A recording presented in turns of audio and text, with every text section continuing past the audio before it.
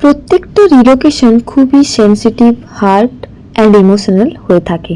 High, আমি মিমি। আমার relocate two new জার্নিতে তোমাদের স্বাগত। আমরা যারা ঘর বদলাই, শহর বদলাই, মুখের স্বাদ বদলাই, পারলে আপনজনও বদলাই, তাদের কাছে প্রতিটা ঘরই নিজের।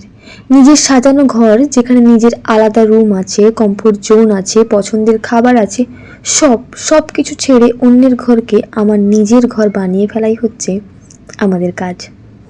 অন্যের ঘরকে নিজের করে নিই, আপন করে নিই, সাজাই, আর ক্লান্ত শরীরটা এলিয়ে দিই একটুকু শান্তি পাওয়ার জন্যে।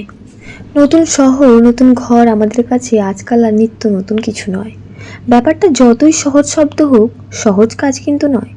তবে আমরা আপন করতে জানি, আগলে রাখতে জানি, ভালোবাসতে জানি। যত কম সময়ে কোনো ভাড়া বাড়িতে থাকি না কেন, মায়া পড়েই যায়।